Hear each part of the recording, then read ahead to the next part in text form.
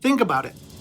Have you ever asked yourself, how in the world did the world get to where it is today?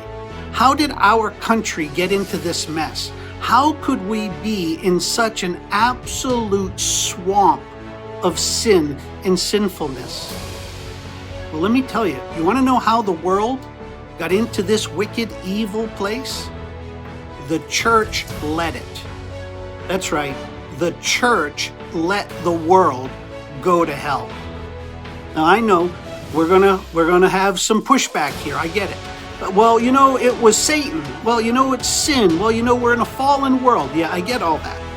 But you and I, Christian, and the church at large, we're the light of the world. That's what Jesus said.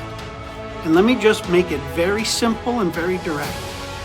When the lights go out, darkness comes in. When the lights go out, the darkness comes in. If and when the lights were shining bright, there would be no darkness. We don't have a darkness problem, we have a light problem. If the church would be the church, if we would be holy, if we would be hope-filled and holy, we'd be the help that the world needs. That's plan A in God's divine design. That's who we're meant to be. But friends, tragically, the church has forgotten its king, their commission, and they've forgotten all of his commands, or most of them. And to be more specific, holiness and faithful obedience have been intentionally ignored, sinfully redefined, and purposely replaced with the celebrations of abominations.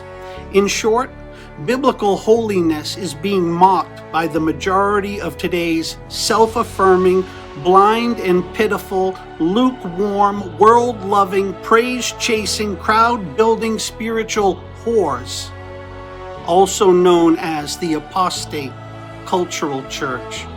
If that seems a little strong, then let me ask you again to consider these truths and these parallels. Have you come to realize that when the church is dim, the culture grows dark? When the church is silent, culture becomes deafening. When the church is confused, culture gets cocky. When the church is compromising, culture is winning. When the church is rationalizing, culture expands. When the church is ritualistic, the culture seems realistic. When the church is hypocritical, culture seems right. When the church is uncaring and small-hearted, culture seems to be compassionate and affirming. When the church is divided, culture stands together. When the church is deceptive, culture is affirmed.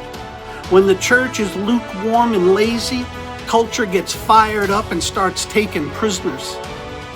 When the church is pessimistic and grumbling, culture gets emboldened and starts mocking our God.